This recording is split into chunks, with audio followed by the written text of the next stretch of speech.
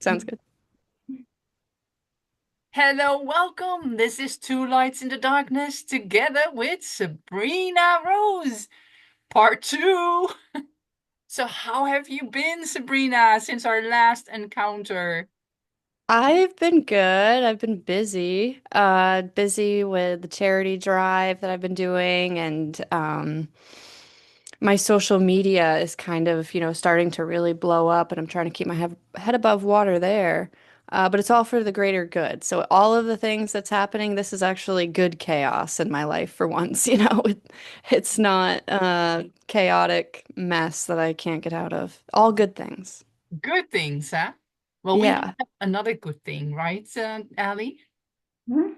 Yes, we did a good thing. So we went and bought Sabrina's book after she had posted that her wish was that everyone would grab a book and send it to the DHS and let them know exactly what they do with their system and how they hurt foster children and their families. And I tell you what, I was not even aware of the things that they did until I started reading the book, and I'm like, oh my God, you know. I even helped a friend of mine take in three special need foster children, and I never knew any of this that wasn't written in the book. She told me that their parents, their biological parents, didn't have anything to do with them. That the state had, made sure that they didn't have any contact with those biological parents, whether they had taken them from them for a reason. That's all I knew, but I didn't know the depth of it until I read that book. So I would ask again anyone, even if you don't know about the system, to get this book, Finding Michelle Canoe. That's her mom, her biological mom, and the kids were torn from her. Um, and it's heartbreaking to read, but it's very enlightening. Things that we need to know, things that go on behind the scenes we don't see. Yeah, I recommend it highly. Thank you so much. Welcome. And we're going to send it to the DHS, right? After you've Yes, read it. yes, after Yes. I read it. Maybe I can Now sign it. that is awesome. That is Yeah. awesome. That was my birthday wish because I know for a fact that my book has been sent actually directly to some representatives in charge of the foster care system in Maine, and they've just gone silent. And I find just it's very interesting to me. I guess I'm not reaching out to them directly, but I am tagging them in all of my videos and making it very clear which court district signed over the decree for me to be adopted by abusers, and I've heard nothing. So I want to Still bombard them with not. my story. I Mhm. just want to send a bunch of books so they can't look away and they can't ignore it. They're hoping that I'm going to just get this, out of my system and go back into the shadows and, cry myself to sleep. But no, that's not what I'm going to do. I'm not even really like going to be pounding on these people's doors and demanding change. I just know that if I speak my story, there's going to be people who come behind me because they've gone through the same thing. Yeah. And if there's enough collective voices, these politicians can't look away because we're going to be making headlines and the media is going to want some answers. I actually just did a segment on national news. It's going to be in all 50 states. It's not released yet, but I'm making sure that my voice is heard, and I plan to bring a lot of people with me, as That many as I sounds can. that sounds really, really good because what those people did after let me just after we interviewed you last time, the two of us spoke a little bit further about the DHS, what they do. Um, I don't have, we don't have, well, we do have a sort of DHS here, and I know that they are manipulative and that they just are not honest Mm. people. They don't care for the kids. and they take them away. But what happened with you and the story that you told is, I'm just flabbergasted that how people can be this way. They Right. have I kids know. themselves. Yes.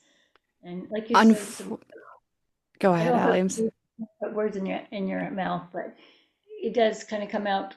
And you're right, that they just want a paycheck. You know, they just, they have a job. They see it as a job. All right, I'm supposed to go in and take these kids from their parents, from the rightful parents, because the parents are not good. Whatever their excuses, they can put anything they want down in paper, right? Make it sound Yeah. good, even though they don't have evidence to prove that, right? So I, Such was the case in my story. Like when I read my files, I was reading that there was allegations. This was one of the big reasons why they supposedly took me away from my mom, was because I had supposedly said she beat me with a wooden spoon. But if you read the file carefully, it actually does not say Sabrina, the child, said.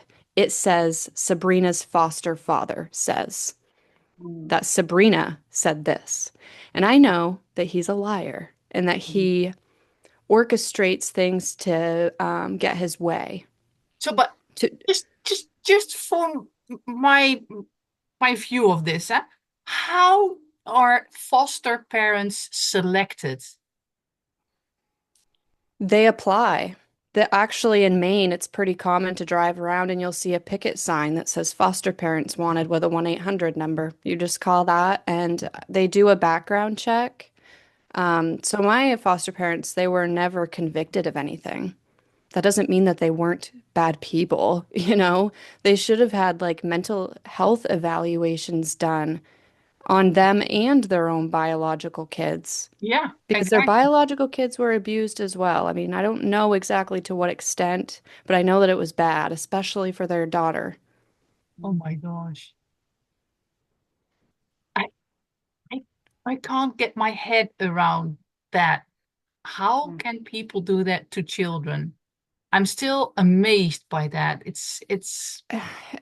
I think it's because they're just allowing any of these foster parents because there's such a desperate need for them. They just need foster families. So they're kind of casting aside a like high quality investigation of these people. They're just saying, well, I don't know, they got a bed and they're willing to do this, so let's sign them up.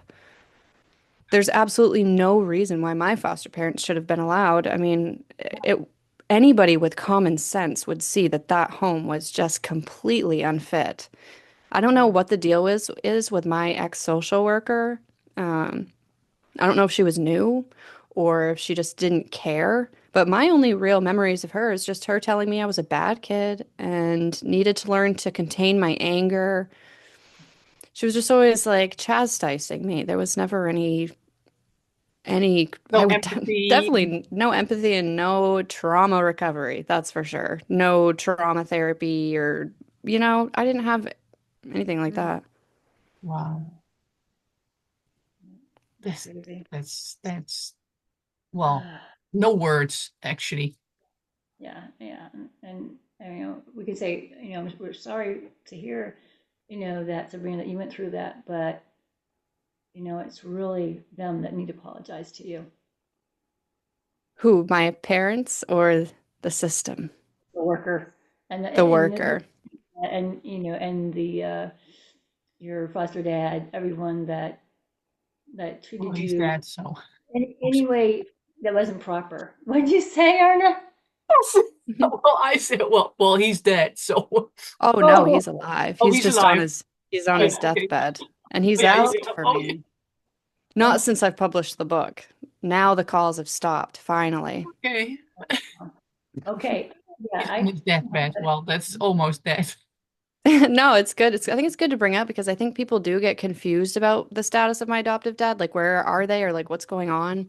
Yeah. And my adoptive dad, he has had cancer for I think 6 years now. They gave him a year to live 5 years ago. S- I know this is awful to say, but it's just like this dude just won't die. I can't get rid of him.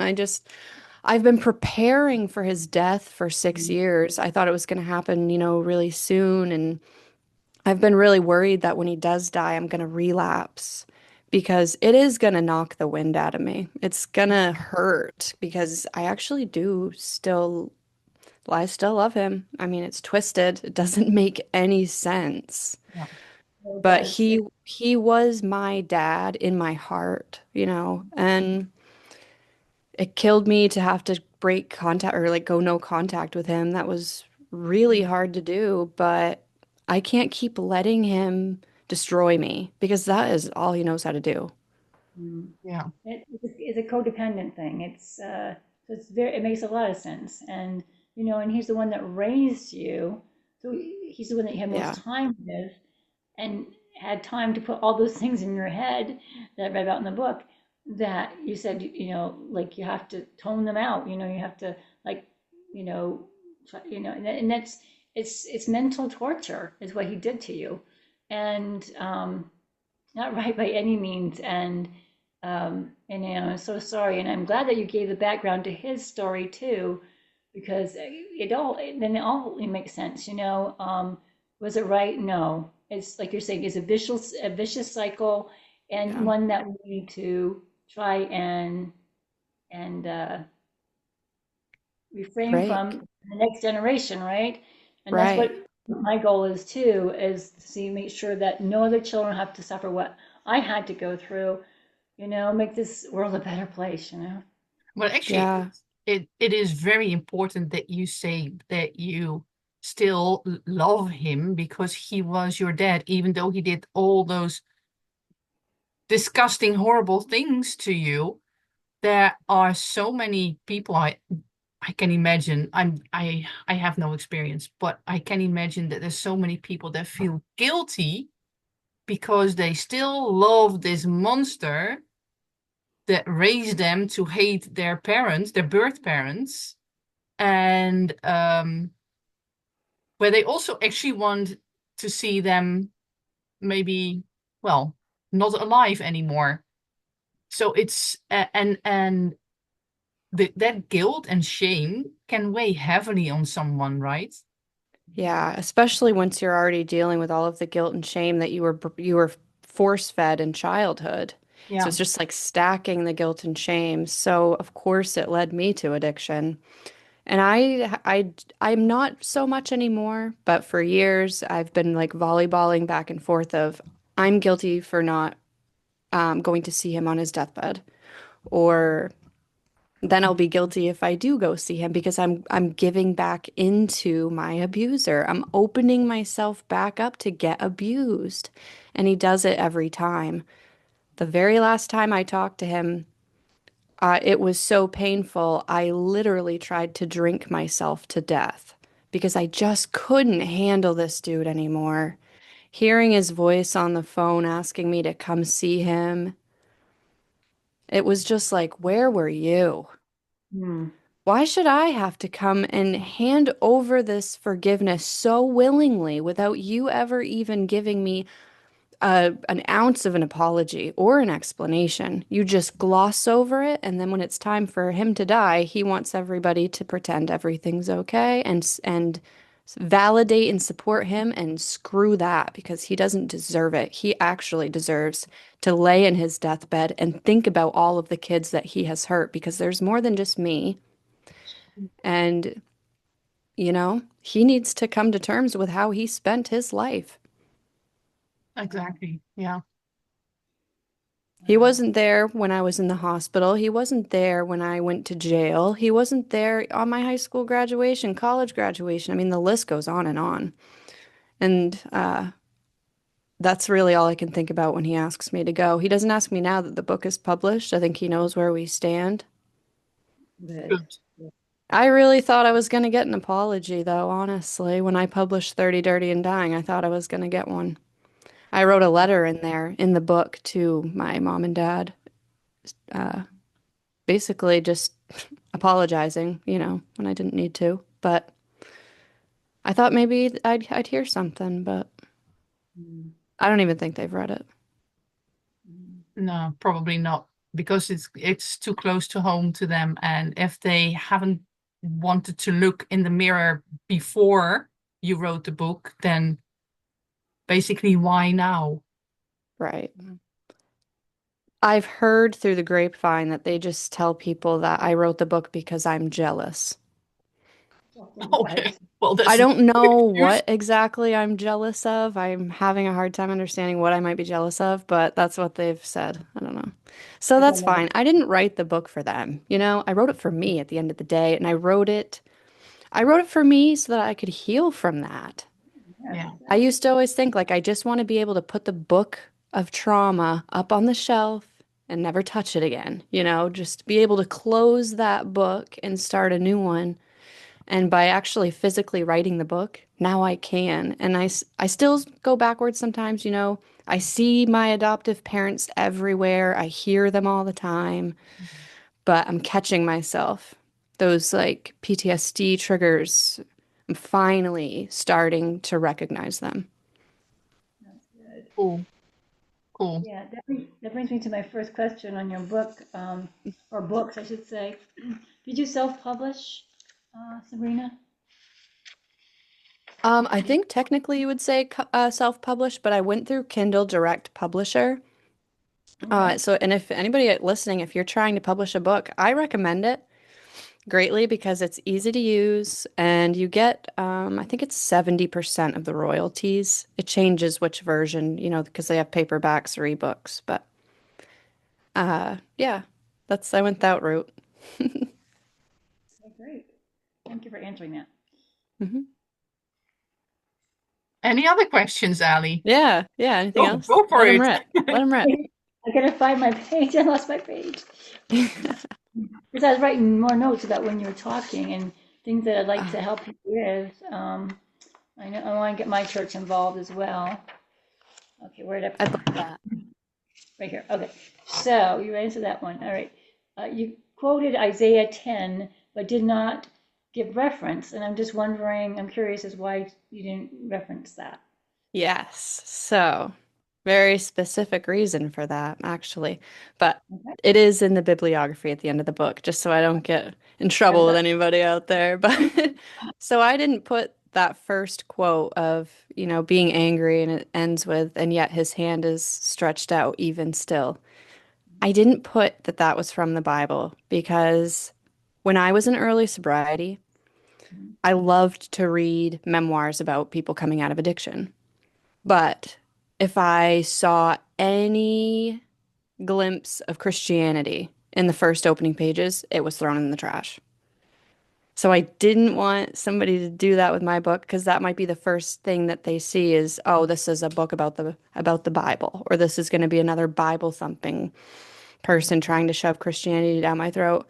I just wanted them to read that and see how beautiful that is. And then once they get to the end of the book, if they want to look it up, oh, it's from the Bible. Yeah. Mm. Okay, cool. Nice. Yeah. Well thought of. Yeah. Yep. Yep. All right. So, and then there's some statements. I'm just going to like the things that you quoted in the book. Yeah. So the back and so one part of the book you say you couldn't pull up your mom's records because they told you you were not her daughter.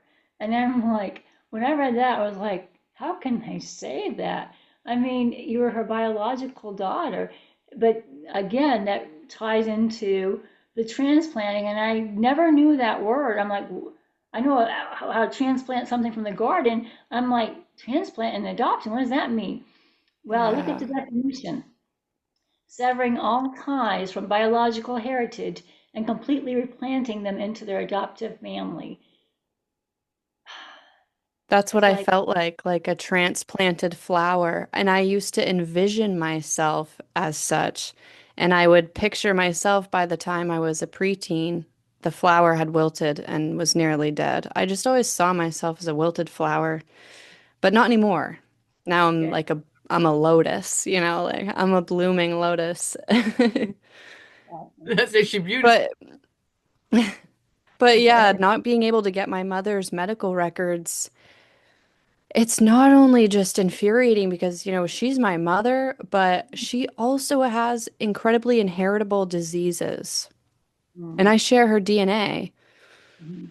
It should have been given to me when I turned 18. I should have been informed immediately that my mother had bipolar disorder. I think that it could have changed the course of things for me a little bit.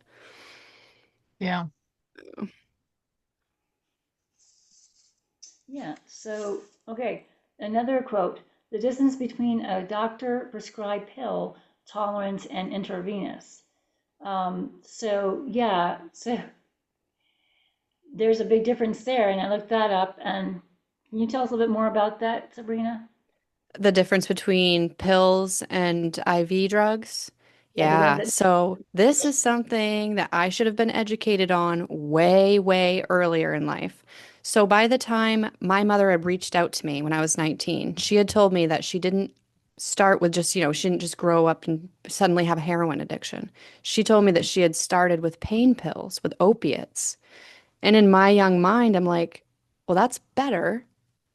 She's not a heroin addict, she was doing pills.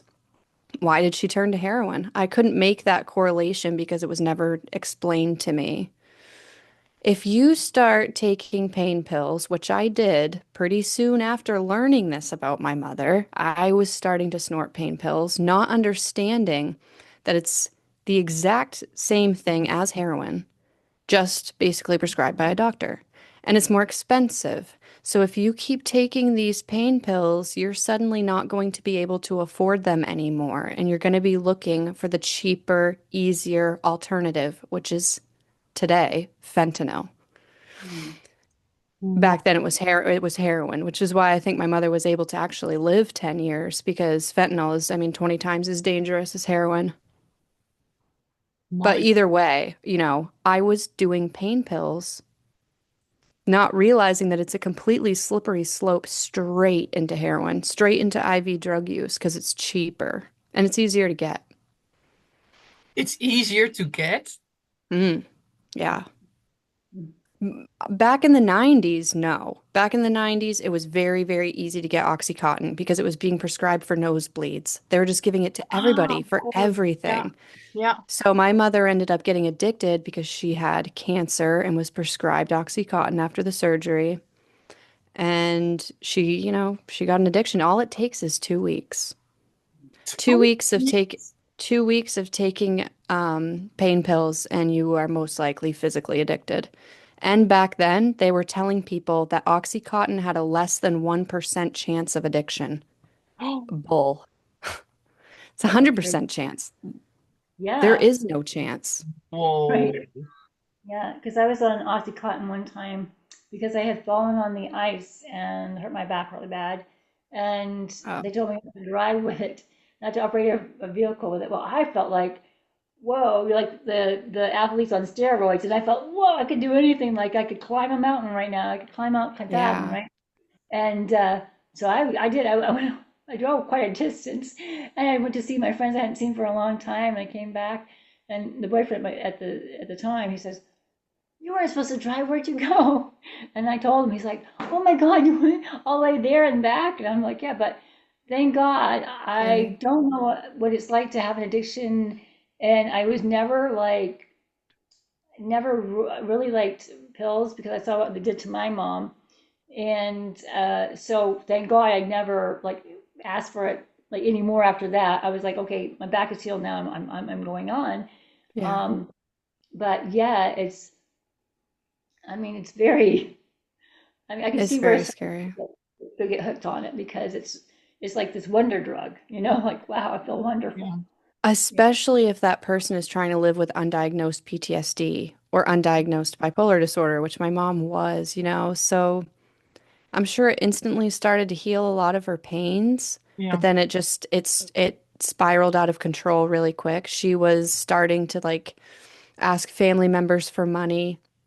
She sold her stepmom's wedding dress, doing things like that that's very common with addicts, Yeah. scraping together money and just a whole personality shift. But she had one overdose and CPS entered. And the overdose was after a divorce. So, oh, it's sickening to think about, it was just all the worst timing and nobody around who knew what to do. Mm. Nobody who Yeah. really knew how to help my mom. My step grandmother thought she was helping by calling DHS, but it wasn't. It didn't help at all. I mean, who knows what could have happened if I did end up staying with my mom forever, if she never lost custody of me. I still might have turned out an addict. I don't know. Mm. It's a long heritage behind me of addicts. Mm. And I can't, start playing the what if game. I'll never stop. Right. No, you Right. get you get in this mousetrap and red race thingy in your head that's doesn't make any sense. Mm. Yeah. Best No, to you just have stay in to the present Yeah. exactly. and And in the accept. present, Mhm. you turned everything around with Mhm. Sabrina's suitcases. Yeah, Sabrina's, I love it. Mhm. Yeah. It's been awesome. I think that we've collected, I mean, thousands of donations at this point. I should have been keeping track, but I'm not because it's just kind of chaotic. And I have like people all over the state who are helping me. So sometimes I don't even get my hands on those suitcases. I've got like 8 different shops basically in Maine. And then I don't, did we mention what the Vacation Bible School that I No. worked with, partnered with? Oh, Oh, yeah, you no. tell us about Yeah. that. Go ahead, So tell us. this Vacation Bible School, they wanted to help out, and I'm like, of course, you guys, do whatever you think's best. So they decided they were going to do a fundraiser, and these kids raised $1,500 in about a week, which is absolutely mind-blowing. And then they took that money and they bought 50 suitcases, filled the suitcases with all these donations like toys, journals. Everybody got a journal, which, I love that. And like personal hygiene stuff. And they even typed out these letters for these kids, just telling them that you're valued, God loves you, we love you, there's support for you. Just really nice. I teared up. I'm going to post a video later this week with all the donations, but it's just crazy what people can accomplish. You That's know, when amazing. when we work together, we don't need like society or like other businesses or departments like DHS to tell us what to not do or what to do. I think as people, if we want to help, that's really the bottom line. There's no wrong way to help. Is So DHS helping or accepting the suitcases? How who's that? DHS are they accepting the suitcases for the children No, that they have? I was no, this they're is not again, interested. yeah. I mean, I didn't call them, but other people have called DHS on my behalf. Other people have brought loads of suitcases to DHS in Washington County, and I think in Penobscot, but I could be wrong. And they were turned away by DHS. They said, nope, we don't want these. Whoa. So how do the foster children get the suitcases? It's been kind of that's been the challenge for me is finding the kids. But so far I've been able to team up with schools, social workers at the school who will get them into the right hands, or we have the kids come pick them out. I have also had foster kids come straight to the donation centers and pick one out because we have one almost in every county in Maine. So Wow. if you're in Maine and you know a foster kid, send me a message or visit my website, sabrinaillustrated.com. And I have a form. If you need a suitcase, fill out that form and I'll make sure you get one. Because another thing I've done in the past for people, if a foster child is desperately needing one and I can't get there, I set up an Amazon wish list. A super kind, awesome individual purchases it and it just immediately ships to that foster kid's home, Oh, current home, I so should say. cool. Yeah, yeah, yeah. So we've gotten creative with how to reach them, but people are just so helpful. And you'd be surprised how many people have been touched by foster care in some sort of way, like whether it's them or their brother or, a cousin or a friend, just everybody's got some little story, it seems. Do you think that has changed in the last few years or since you've been in foster care, or not so much? It's it seems like it's staying pretty steady. So in the 90s, Maine had about 3,000 foster kids. Uh, yeah, throughout the 90s, throughout 2010. And now, right now, we can't really get a straight answer. It depends who you ask, but I estimate it's still right around 3,000. DHS will say sometimes it's 2,700, other times they say it's 1,700. But it is always changing, But Yeah, we're still hitting that 3,000 mark, which is a lot. That's a lot of people. That's a that's lot of not, kids. that's A lot of kids. close. Yeah. So are those kids aware that you are there and that you have um a knowledge, experience, and that you can help them get out, not so much get out of their foster families, but to um, get out of devaluating themselves? I'm hoping so. I could be doing a better job at making sure that that's the case. I should be like inserting cards or something into these suitcases. I'm just kind of hoping that their social worker at school is telling them about me. Yeah. This was a foster girl who grew up to write a book and now she's helping other people. They don't have to necessarily know that I went through all of this awful No, no, no, terribleness. true. It's just used to be a foster kid. I know where a little bit of how you guys are feeling because I've been there. Eventually, I would like to start talking maybe in schools. Yeah. Um, I'm just not ready to switch gears there yet because I'm talking in a lot of rehabs right now and colleges. But, we'll get there. Plus, we're on summer break, so Yeah, it's kind maybe of when the fall lonely to go rolls around. to schools now. There's nobody there, so Yeah. wow. That's amazing. The journey that you had is, boh, the highs and the lows. You got them all, huh?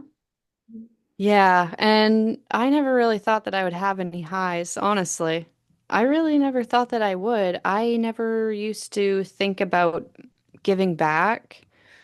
I never really even thought about being a good person when I was in active addiction. Yeah. I feel like I have a lot of making up to do because I've made a lot of mistakes and I've hurt people too. I've never done the disgusting things that my adoptive family has done, but I know that I've hurt people because I didn't allow them to get close to me. I put up walls. I lash out. I can be angry. I can have rage still if the moment strikes just right. Yeah. But it's gotten way, way better. And now, the more I give back, the better I feel. And the more drive to just keep staying on this train, stay on this train, and don't jump off for nothing because the life of addiction has got zero to offer me these days. It's Yeah. just zero. I'm much more interested in helping other addicts get Yeah. out of that dark place because, this rehab that I'm going to speak at actually next week, they denied me. They wouldn't even take me in because they said I was such a liability. I was a risk. That I was gonna relapse. And now I'm So speaking you at were their a lost college. That's case. amazing. Yeah, they said I was a lost cause, basically. And Wow. they don't realize that yet. They asked me to come speak. Ah, And next week you'll be telling them, yeah, I I came here don't know to if I get should them. or not, No. but no, you should. You should. No. You should, even if you don't have to say it's them that said it, but say at one point in time when I was in the hospital, they said, "This lady's going to relapse. You're going to relapse." And here I am yeah. today. So, Right, they, because that's the point. Like, I'm not trying to say anything bad about the rehab. I don't blame them for taking me. I was a straight walking disaster. I was about 2 seconds away from dying. So I don't blame them. But, I just want to show them like you can be down and out and everybody around you can tell you that you're not going to make it, you're not going to do it. And that's the best motivation to ever have is somebody telling you you can't do something. Now you got to really burn and prove them wrong because Yeah, it's not up to anybody else to decide the course of your life or the fate of your life. And nobody can tell you that you're going to be an addict forever. There's literally millions of people who have proven otherwise, that addiction can be conquered. exactly. I just hit 2 years, but I dream of the day when I get to like 15 or 20, like, and I hope that I'm still doing this type of stuff when I am at that point. I think I will be. I'd love to open You up a were the one sober to house decide someday. that, huh? Yeah. I don't know. I just love to like have my own sober house someday. And Yeah. I mean, we're already kind of starting to talk about it a little bit. So Great. it's all big things ahead, good things. I'm excited for the future for the first time in my life. I never even used to think about the future other than the next hour. Where's my next drink coming from? Or I was always stuck back there in the past. Yeah. Mhm. Once you Thank start using substances to drown out the past, it works in reverse and you you. can't get out of the past. It's just looping, looping, looping, looping. Drives you literally insane. Yeah. Yeah, you don't realize it when you're in there. Mhm. Yeah. Yeah. Whoa. Gotcha, girl. All right. So I'm going to go on here and the distance. Okay, so we already talked about the distance between a doctor prescribed pill tolerance. Okay, so you were mandated to counseling for your drug addiction, and your counselor's husband enabled your addiction. Yep. Yeah. It's like so hard I haven't talked very much about this situation too much because I actually feel guilt about this one too. But yes, I was in mandated counseling and the counselor that I was seeing moved me into her home. I didn't see anything wrong with that back then, of course. I was like 20, 21. I just thought she wanted to help, but obviously it was just really poor boundaries. Mm-hmm. Very, very bad idea. Her husband, encouraged me to drink. He would drink with me. He would show up with alcohol and basically just set it in my lap. And then after I started drinking more and more and getting to the point of like nearing blackout zone, he would provide me with drugs and lie about what it was too. Mm-hmm. Come to find out, their son was a big time meth dealer, like Oh, wow. hardcore drug dealer. And I ended up over there at his house one night because of that guy, the counselor's husband. He brought me over there and we were all doing a lot of drugs. And by the end of the night, their son tried to murder me Oh my for God. really, I don't know what it was about. Um, but that was really, I had to really go through some hardcore counseling for that because he's in jail now. He got 25 years. Phew. For that one Better. act. Yeah, Good. Um, he was definitely had some hardcore drug issues, obviously. So after that happened, I never talked to that family ever again. sure. No. Stereotyping. Wow. So you're doing great. You're doing great. Answer this question. Thanks. So this one really I could relate to because I've thought this so many times in my own life. The quote, the pain of seeing what I could have been, what the world stole from me, was more than I could bear. And I can so relate to that because being a survivor of child sexual abuse, I lost my innocence. And when I look at a child today, I see the innocence that was stolen from me. And I see what could have been. And I just want to like pick up that child. I just want to kiss them all over and just, I'm like, this is the energy, the youth energy that I should have had, and so I Yeah. kind of relate with all these kids, I'm just like, I just love my passion is so much for kids, because I want to keep them safe. I want to keep them. I'm the protector, and I struggle with that for the longest time. That I don't need to be their protector. That's an ingrained thing in you. Um, I can love on them. I can give them that love that I never had. You know. definitely. I struggled to be around kids, like up until recently. It was just triggering for me. I don't really know exactly what it was. I guess it's just like you said, I must have just been picturing myself back at that age. But even being around babies, I'd be like, ooh, like I don't want to hold them. They scare me. It's too much responsibility, you know. But now, like my friends are having babies and they make me happy. They make me smile. And I'm happy Yeah. for them. I don't know about kids myself, but who knows? One day at a time. One day at a time. Yeah. Yeah. Yeah. So, and let's see, we'll go on. Okay, so you had mentioned a dungeon bar, a back alley of the Maine State Capitol, which I am about half an hour from. And I did not picture this dungeon bar. So can you, unless it's what now is a game room kind of type thing, can you kind of give us an idea where that is? Yeah. Uh, I mean, I'm trying to remember exactly where. I know it's on Water Street. okay, that makes sense. Yeah, Yeah. Water Street. Is it right before the bridge or right after? Right after the bridge on the left. It was Okay, kind of like tucked in behind some other business, but I can't remember what it is now. exactly what you're talking about now. Okay, I don't know what it is now, but it used to be a gay bar. It used to be called Shenanigans. Shenanigans, yes. Mm. I've had a lot of women reach out to me since reading my book about that bar, saying that they were there and had the same thing happen to them. Mm. So, like, just to catch you up to speed, Erna, there was this bar that I decided I was going to go start working at because I was like a waitress bartender. And the boss um, cornered me on my first day in a bedroom in the basement and basically forced me to snort a mystery drug.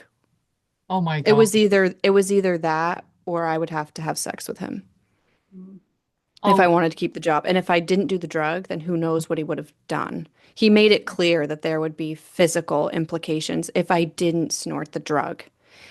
And it was really obvious, like even then, it was like the light bulb went off that this guy is using this bar as a front and he's dealing drugs and he's getting young girls addicted to it and then pimping them out yeah. and having them sell on the streets for him. He was a garbage human being, really scary. Oh, I hightailed it out of there and I never went back. no, no. Oh, Yeah, Mm. God. Wow. yeah. It was, Well, yeah, very scary. research on that, see if it's ever been shut down, what happened to that, because Yeah, that, I've actually never looked it up either. yeah, I'm just like, living in Maine, being a resident of Maine, I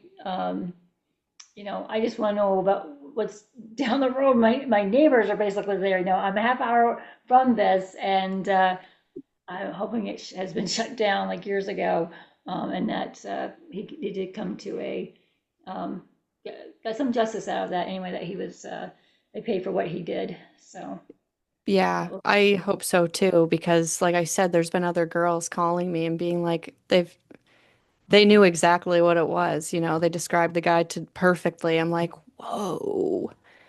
Okay, That's so so, I didn't just like that's dream crazy. all of this or something. Like when you have like a traumatic event or Yeah, like I yeah. mean, once I was forced to snort that drug too, I didn't know where I was or what was going on. So you have to wonder, was that even real?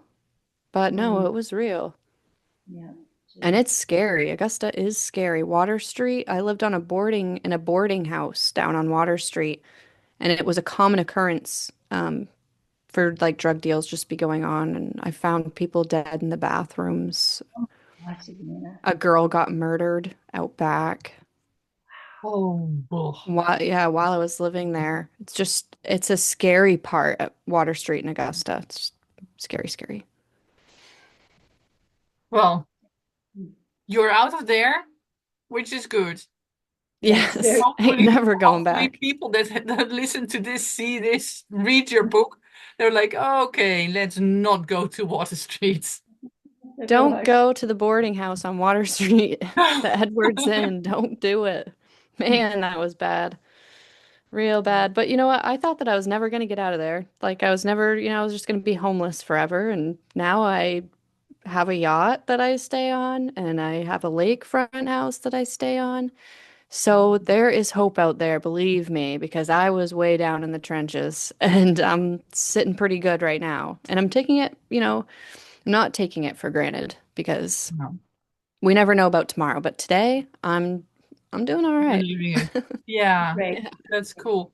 You Yeah. you already touched a bit on your wishes. What is the biggest wish that you have for the future, for you, for children, for? Oh, the biggest future for me.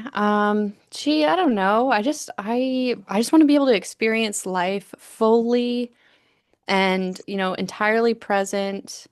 And I just want to continue on the spiritual journey that I'm on and just reach a point of like undeniable healing so that then when I go out to help other people, I'm not getting triggered or I'm not getting, I guess that sums it up. I'm not getting triggered. I just want to be able to help people to the best of my ability, thanks to my own healing.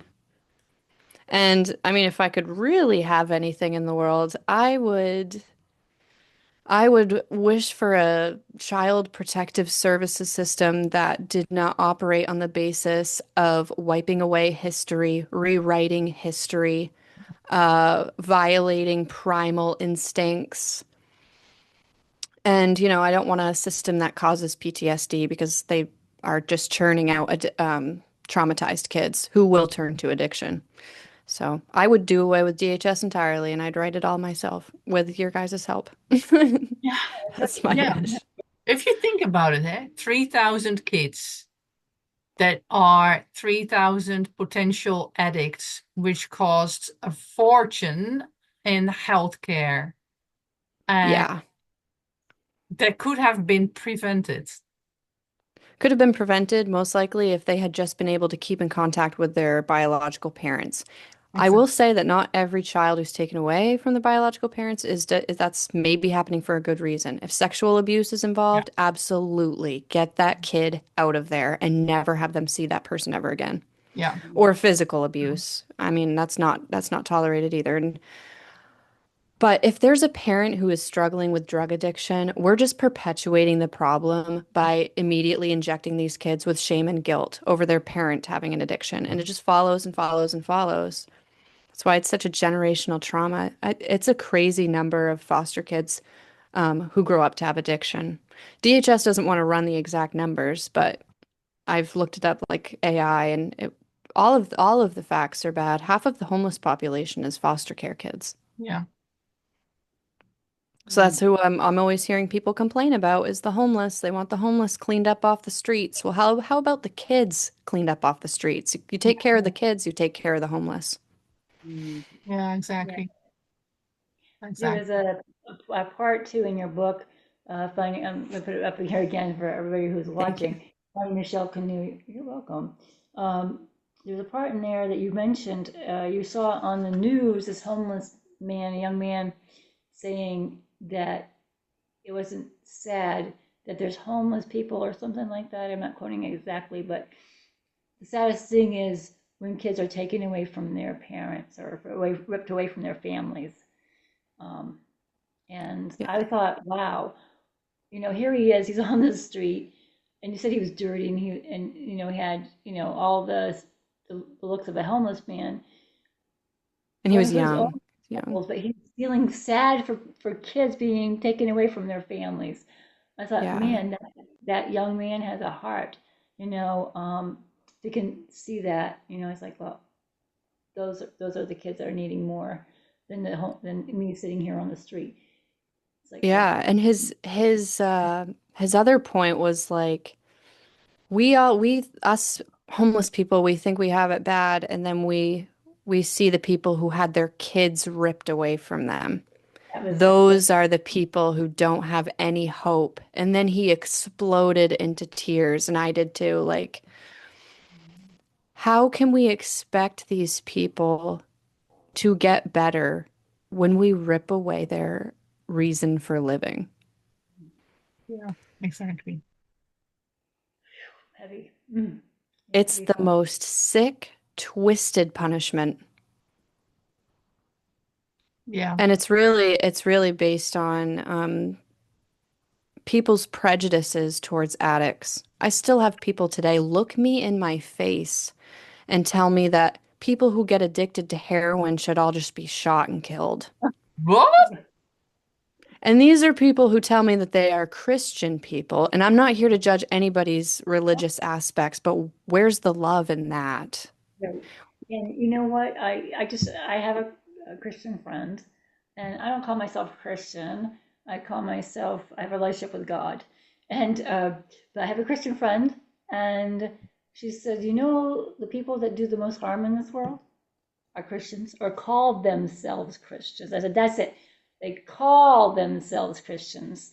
My Yeah, adoptive parents. Yeah. really? Wow. Mm, It's a cover. mm, Just like pedophiles are drawn to churches because mm. it just instantly puts them in a situation where people might not like scrutinize so much because we're a family here. We all love each other in our church. Yeah. And if you committed a sin in the church, you will be absolved. Right. Mhm. Yes. And pedophiles are just as charming as abusers. You know, Hmm.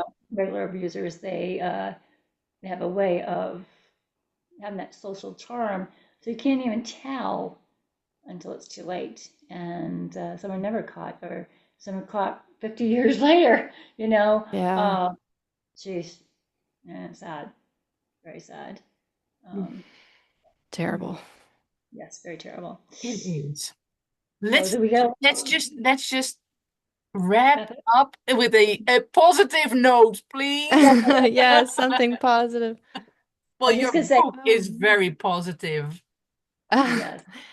Yeah, I hope that that's how people will see it as positive. I know that it's like my younger brother, he's like, I just don't dare read this, Sabrina. It's probably going to be triggering. It's like, it absolutely will be triggering Yeah. for people who have experience maybe with sexual abuse or, anything to do with DHS. It could be triggering. Yeah. Remember that I was very, very triggered writing that book. And by the time I finished writing it, I had healed something in me. So hopefully by the end of the book, somebody else can feel that healing power because it does exist and just lean into that, Yeah. There is the ability to heal. I'd say from damn near almost anything. Mm, True. yes, That's a powerful message. yes, it is. Yes, and yeah. Okay. I think, like I was going to say, we have a lot of work to do in this world, but um, well, it just takes one person, right, to start something, and then it's like a ripple. It's an Yeah. effect. So you're that one person, Sabrina, making a ripple effect, and we salute you today. We are so proud of you and Thank you. how you achieved everything. I'm like reading your book, and I'm thinking, oh my God. And you're like, how did you know? I think you said there in your book somehow. I mean, recording again the right way, but how did I not die, or how am I not dying? You know, you went through so much, and then again, that fuel, it just, you took off with that fuel, and they said, you're gonna relapse. And you're like, yeah, all right, yeah, you watch this, baby, and you took off, and you're like, and I loved how you, like, when you were investigating your mother, your biological mother, you did not give up. You were like, I'm doing this and this, and I can see that you love research. I love research. Yeah, I do. I was like, man, she's really digging. She's digging for this, and then you know when to take a break. She's like, okay, I got to take a break from this. And it's great. You've got your coping skills. You've got, like you said, you've got your Sabrina suitcases going on, and all good things. And I am so happy for you, and I know Erna is too. Yeah, And Thank you. celebrate. absolutely. Amazing. Thanks. Miss Sabrina Pitbull. I'll take that. I'll totally take that. And thank you guys for having me on here. Like, I really enjoyed last time, and I definitely enjoyed this time too. You guys are awesome, and you're just like Oh, two shining, smiling faces in like a dark and scary world sometimes. But yeah. It's really, sometimes it is about the company we keep. So I love doing podcasts and connecting with people like this because, I mean, I'm smiling by the end of it. So I used to be very nervous to do these types of things, nervous wreck, and now it's just like, yay, I get the opportunity to like talk to people about healing and positive things in life. No, I mean, we do talk about the bad too, but you can't have one without the other. no, true. Well, hey, maybe a part three, but then solely Yeah, about healing. about Yeah. healing. Yeah, I'm down. That's a Totally big one down. too. Yeah, and I feel like I really am right in the throes of it right now. Yeah, I'm not 100% healed, no way, but I'm close and I'm getting back some of the stuff I lost before, your like my clients. creativity or full independence. Just a lot of good things. So, Good. See? Well, but yeah, So happy for you. Ah, awesome. thanks. That is really awesome. it is. Keep on going. Yeah. Yeah. Okay, so let's wrap this up. Thank you, Sabrina. Thank you, everybody, for watching, listening, and keep those suitcases coming to Yes. Yeah. Sabrina. And if And buy a anybody book. watching in Maine needs one, just visit my website, Sabrina Illustrated. There's a form. Go for We'll it. get you one. Mhm. All right. Thank you, and talk to you next time. Yeah, okay. Thanks, guys. Bye bye. Bye.